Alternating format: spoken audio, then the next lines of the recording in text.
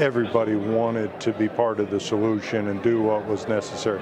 Been very satisfying and rewarding to see where we've come in 10 years. BusinessJournalDaily.com 3 Minutes With is brought to you by Farmers National Bank. I think it was one of those epiphany moments when the light bulb comes on and you realize that the problems we were facing in workforce were our problems, they were local problems, and we needed to solve them and quit looking for help elsewhere.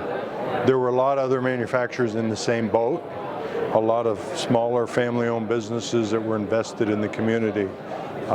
Initiated a letter inviting them to a meeting saying, hey, why don't we start a manufacturers coalition? Why don't we create a voice? Why don't we address some of the challenges ourselves and help lead our education partners down the right path and start putting the right things in place to address the problem. So as you look back over 10 years, how has it evolved and how has it succeeded?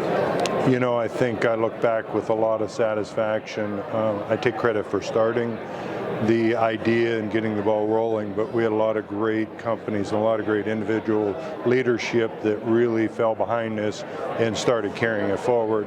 Our education and training partners here in the Valley are top. Everybody wanted to be part of the solution and do what was necessary. Been very satisfying and rewarding to see where we've come in 10 years.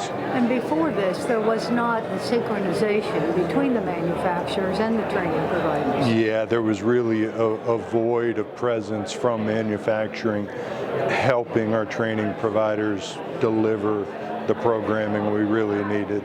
So specifically, how has that changed? What type of workers have you gotten from the training providers that you needed? You know, I think some of the biggest changes were sitting down and creating common understanding of what we needed in training curriculum, we being manufacturing, and delivering that to our training partners, aligning with industry recognized credentials, trying to build programs that were stackable, that individuals could progress through and reach higher levels of skills and jobs, and just in general trying to create some energy around the whole issue.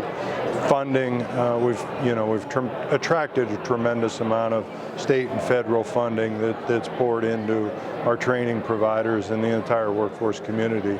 I think to date we're over $20 million that would not have been here without the actions we took. And today we hear about help wanted. Everybody needs workers. Is it worse today than it was 10 years ago when you started out?